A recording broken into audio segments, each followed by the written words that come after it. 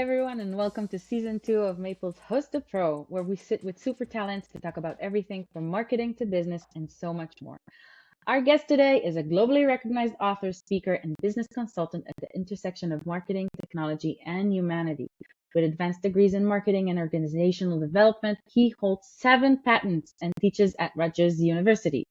As the best-selling author of 10 books, including the first on influence marketing, his blog and podcast rank among the top in the field. He's worked with startups to global brands like Adidas, Johnson & Johnson, and the U.S. Air Force. He joins us from Tennessee, where his bees produce award-winning honey at the state fair. Welcome, Mark Schaefer. Hi. Hi, thanks for having me, Nitzan. I'm very excited to have you. How are you? Couldn't be better. It's a beautiful day. And bees, like you have bees.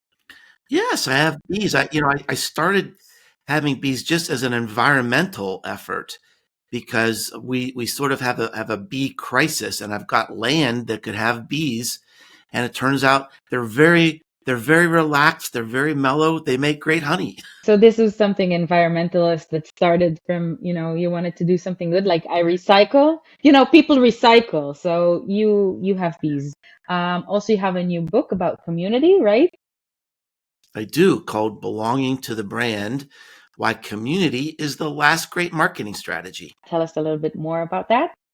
Well, one of the things I've been good at over the years is seeing how trends come together. And so I wrote a book called Marketing Rebellion, which sort of chronicles why a lot of the ways we used to do marketing just don't work anymore. When our consumers have the accumulated knowledge of the human race in the palm of their hands, they expect something more from us than being annoyed by ads.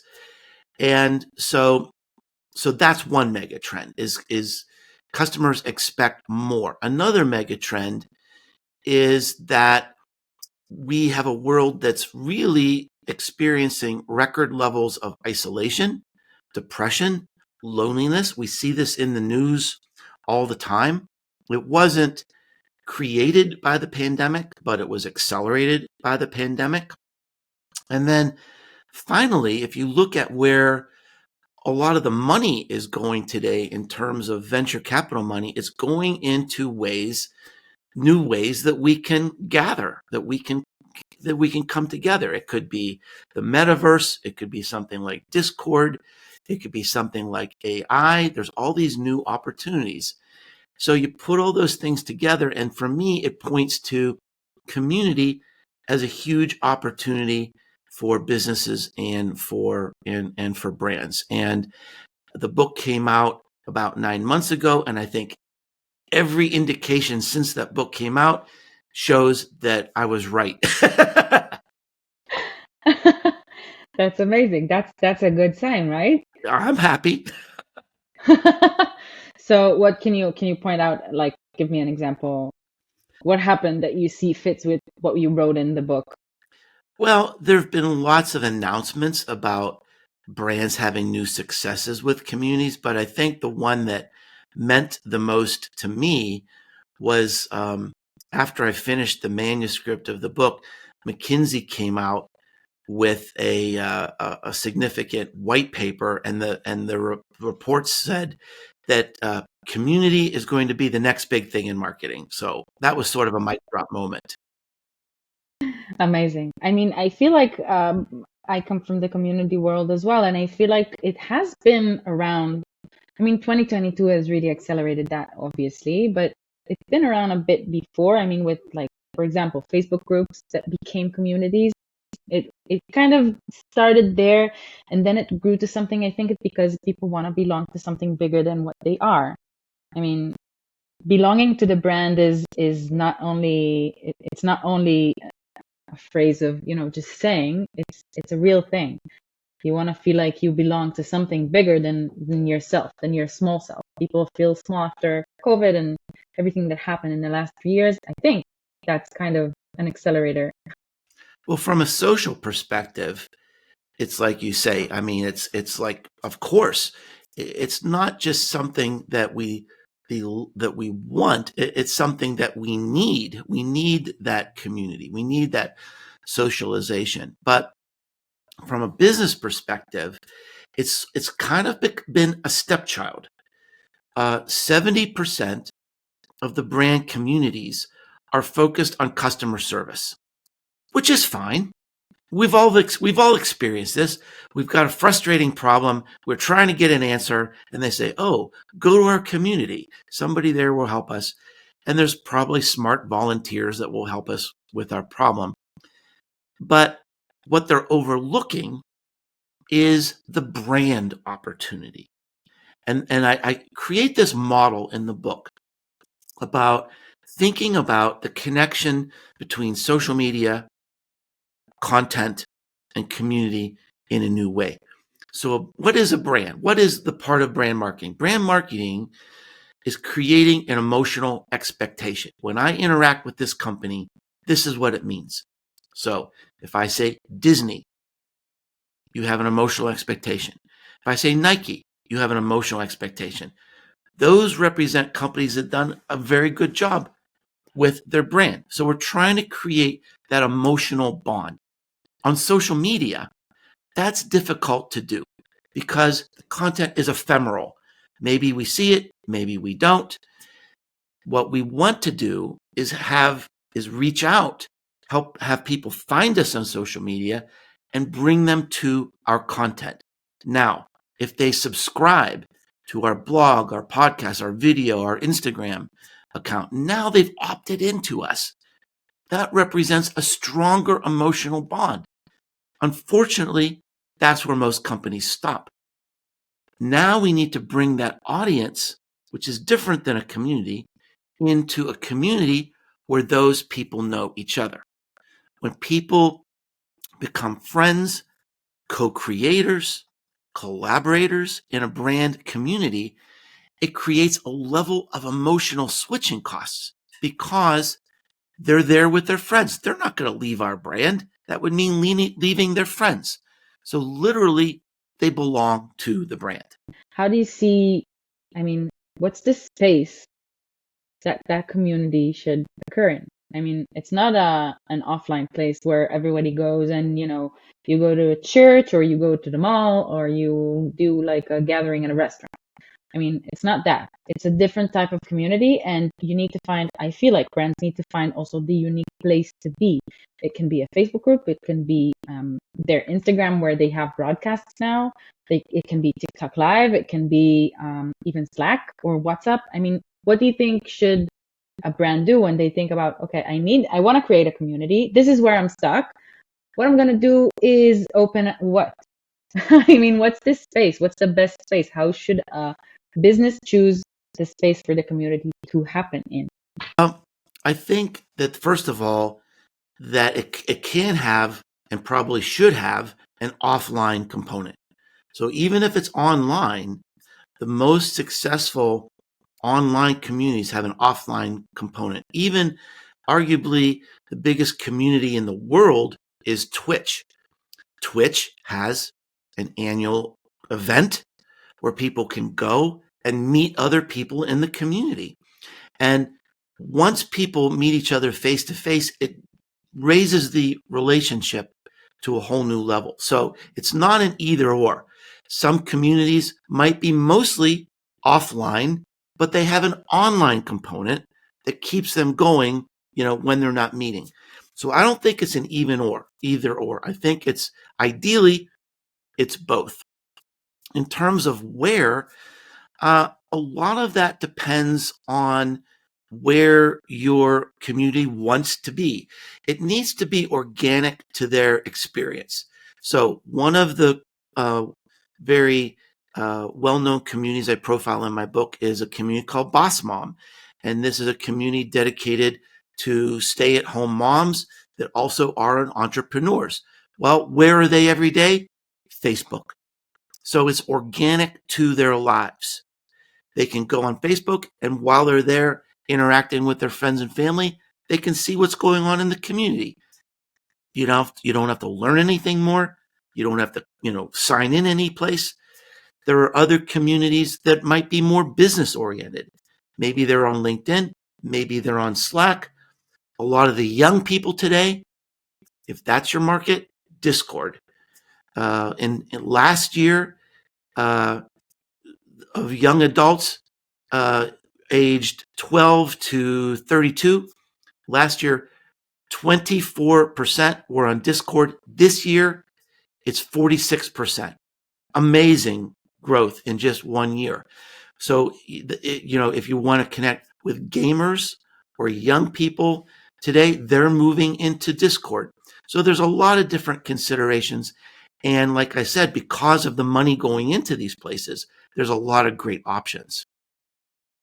You talk about I think in chapter 9, you discuss about the unexpected leadership challenges of managing a community. I think it's general thought. There are challenges, but when you lead a community, you need to think about the whole content strategy, but you need to think about strategy. What do you think the challenges are, and how do businesses can navigate the challenges? I mean, if you're talking about customer service, that's a great example, because people will come to the community and say everything's okay, they're having fun, they're doing their thing. You have like the in-brand maybe ambassadors in the community, or the people who always answer the questions, but then you have the people who come to scream and shout. They come to complain, and that might create a crisis. So how do you think this should be managed? How do you think that businesses should kind of admin that space? Well, I think there's three big challenges compared to, let's say, a traditional sales and marketing mindset. And number one is this idea that you're not there to sell things. That's the number one reason why brand communities fail, because someone in the sales department is saying, oh my gosh, we have all these customers in one place, let's sell them. And that's not a reason to gather. So you've got to create a reason to gather. There's got to be a shared purpose between you and your culture and your company and your customers. How can you accomplish something better together? So if you're expecting sell, that mindset is not going to work. So that's challenge number one. Challenge number two is, in a traditional business role, you've got a mission statement. You have a marketing plan. But in a community, it flows. It evolves. The issues, the content, the needs of the customers are going to change, and you've got to be willing to let that go and let that move. In fact, that's the value of the community, because they're keeping you relevant. They're giving you input. They're giving you ideas. They're creating observations, maybe from all over the world. So it's a gold mine for marketers, but you've got to let the people in the community have some sense of control. Now, that's number two. Number three, my role as a community leader is the number one thing I need to do is create a culture where people feel safe, where they want to belong and share. So that's kind of different from a traditional sales and marketing role. It's to say, my job is really about the culture, not creating a product or deciding on a price, but creating a culture where customers want to be there. They feel valued. They feel validated. They feel involved. And so my number one job, is to create an environment that's safe. So that's the number one rule. I will, in my marketing community, which is on Discord, there's a policy: zero tolerance for any toxicity, zero tolerance even for any disrespect. And that makes people feel like they want to be there. And so those are the three big, I think, leadership and cultural challenges that are different in a community. I think the community control, kind of the fact that people feel like they're in control of the brand or what they're going to say about the brand makes them feel they're connected to the brand, obviously. But I think that helps them feel safe. You're talking about well-being in the community as well in the book, which is a very interesting part. I mean, the psychology part of it. I think once you feel like you're a part of something, and in general, I think people like to feel like they belong to other people. You have your family, you have your circle of friends, and now you have a community which you relate with on your hobbies or the things that you like to create or do, or even business wise can be really. So I think having that control keeps people wanting to be a part, which is amazing. Yeah, you talk about the psychological benefits, and I was really careful with this because the idea from this book actually sprang from this Marketing Rebellion book that I wrote, where I had one chapter in there predicting that part of our future of marketing was going to be community. Then the pandemic hit, and everybody started telling me, Mark, all these things you predicted, it's coming true. And I knew that was the most important chapter in the book. But you have to be careful with this, because you don't want to say, well, look, there's a lot of emotionally vulnerable people out there who are lonely, and you want to bring them into your brand community. No, I mean, you've got to say, you've got to be upfront to say, this is a community that's about this, and a secondary benefit of being part of this in this community of a product, of a company that maybe somebody loves, is this well-being. It is real, as you said. It really works. And so that's what's energizing to me. That's one of the reasons I'm passionate about this. Because, Nitzan, can you think of any other marketing you can do that help people heal in a messed up world? Can you think of any other marketing you could do where people actually want it and will visit you every day? It's remarkable. It's remarkable. And let me tell you one other secret. So I mentioned this brand community, the Boss Mom brand community. Well, she's had this community for 6 or 7 years now. She has 80,000 members in this community. She's generating $1 million of revenue with no marketing, no advertising, no SEO, no marketing department. She has no sales and marketing budget, because it's the ultimate marketing. They're there because they believe in it. They're there because they belong. So it's sort of the ultimate marketing with no marketing. That's I'm a community buff. I love it. I love it. I'm gonna end this interview with one last question. Talking about, I mean, this is Q4. 2024 is right around the corner. New technologies emerged this year. Web3 and AI, and everything is about what's coming up next. And the one thing I'm talking when I'm talking about that is that people still want the genuine things. They still want to feel like they're talking to a human, even though AI is taking over and soon we will all talk with machines. How do you see that? How do you see that's happening in 2024? How do you see communities keep rising in 2024 with the rise of AI and machines going over everything that we know as marketers and as people? Glad you asked that, because it's something I'm very passionate about, and something I've been shouting from the rooftops. And you're right. It's the human connection is still going to matter. And let me tell you a little story that illustrates that. When ChatGPT came out, I did an interview with a friend of mine, Shelley Palmer. Shelley's a very famous tech analyst in New York. He's on television, and everybody turns to Shelley, as I did, when they want some evaluation of a new tech development. He said, Mark, this is absolutely terrifying. I asked it to create a blog post in the voice of Shelley Palmer. He said, I've been blogging almost every day for 15 years, and this thing in 5 seconds created a perfect blog post. He said, I'm 80% replaced. Now, that might sound scary, but here's the part that's more interesting to me. What's the 20%? And it is this. It is his personal brand. Shelley is known, he's trusted, he's beloved.